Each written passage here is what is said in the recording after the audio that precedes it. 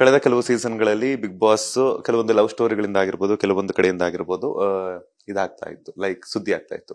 But ಈ ಬಾರಿ ಕಾರ್ತಿಕ್ ಮತ್ತೆ ಸಂಗೀತ ಆಗಿರ್ಬೋದು, ಅಥವಾ ಸ್ನೇಹಿತ ಆಗಿದ್ರೆ ನಮ್ಮ ಇವರು ನಮ್ರತಾ ಅವರಾಗಿರ್ಬೋದು, ಅದಾದ್ಮೇಲೆ ಮತ್ತೆ ನಮ್ರತಾ ಮತ್ತೆ ಕಾರ್ತಿಕ್. ಸೊ ಈ ಒಂದು ಲವ್ ಸ್ಟೋರಿಗಳ ಜೊತೆಗೆ ಸ್ಪೆಷಲ್ ಅಟ್ರಾಕ್ಷನ್ ಆಗಿ ನಿಂತಿದ್ದು Santu Pantu friendship story. So ಏನ್ ಹೇಳ್ತೀರಾ ಸರ್? ನಮ್ದು ಎಲ್ರಿಗಿಂತ ಸ್ಟ್ರಾಂಗು ಸರ್. ಲವರ್ಸ್ಗಿಂತ, ಫ್ರೆಂಡ್ಶಿಪ್ಗಿಂತ, ಅದಕ್ಕಿಂತ ಒಂದು ಕೈ ಏನಾದ್ರು ಮೇಲಿದ್ರೆ ಅದು ಸಂತು ಪಂತು.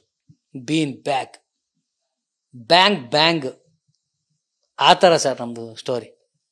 ಇಬ್ರು ಅದು ಒಂಥರ ಒಂದು ನಾಣ್ಯದ ಎರಡು ಮುಖಗಳಿದ್ದಂಗೆ, ಒಂದು ರಾಜ ಒಂದು ರಾಣಿ, ಎರಡು ಬೇಕೇ ಬೇಕು ಒಂದು ಕಾಯಿನ ಮೂವ್ ಮಾಡೋಕ್ಕೆ. ಸೊ ಹಂಗಾಗಿ ಆ ಮನೆಯಲ್ಲಿ ಅಚ್ಚುಕಟ್ಟಾಗಿ ಒಂದು ಸ್ಟೋರಿ ರನ್ ಆಗಬೇಕು ಅಂದ್ರೆ ಇಬ್ರು ಬೇಕೇ ಬೇಕು.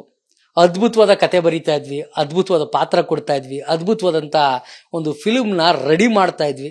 ಆ ಫಿಲ್ಮ್ ರೆಡಿ ಮಾಡೋದಕ್ಕೆ ಇಂಥ ಒಂದು ಗೆಳೆತನ ಬೇಕೇ ಬೇಕು ಸರ್. ಯಾಕೆಂದ್ರೆ ಪ್ರತಿ ಕ್ಷಣದಲ್ಲೂ ಅವ್ರು ನನ್ನ ಮೇಲೆ ಬೇಜಾರು ಮಾಡ್ಕೋತಿರಲಿಲ್ಲ, ನಾನು ಅವ್ರ ಮೇಲೆ ಬೇಜಾರು ಮಾಡ್ಕೋತಿರಲಿಲ್ಲ. ಸಣ್ಣ ಪುಟ್ಟ ಕಿತ್ತಾಟಗಳು ಬಂದ್ರು ಆಗ್ಲೇ ಸಾಲ್ವ್ ಮಾಡ್ಕೊತಿದ್ವಿ. ಯಾಕೆಂದ್ರೆ ನಮ್ಮಿಬ್ರಲ್ಲೂ ಗೊತ್ತಿತ್ತು ಸೋಲೋ ಗುಣ, ಸೋಲ್ಬೇಕು, ಸೋತಾಗ ಅಷ್ಟೇನೆ ಒಂದು ಗೆಳೆತನ ಗೆಲ್ಲೋದು.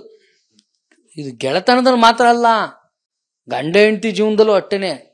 ಗಂಡನ್ಗೆ ಹೆಂಡತಿ ಸೋಲ್ಬೇಕು, ಹೆಂಡತಿ ಗಂಡ ಸೋಲ್ಬೇಕು. ಫ್ರೆಂಡ್ಶಿಪ್ ಅಲ್ಲಿ ಇಲ್ಲ ಅವ್ನು ಸೋಲ್ಬೇಕು, ಇಲ್ಲ ನಾವು ಸೋಲ್ಬೇಕು. ಇಬ್ರು ನಾನು ಅಂದ್ರೆ ಫ್ರೆಂಡ್ಶಿಪ್ ಅಲ್ಲಿ ಉಳಿತದೆ, ಡಮಾರಾಗೋಗ್ಬಿಡ್ತದೆ. ಅದನ್ನೇ ನಾನು ಮಾಡಿದ್ದು.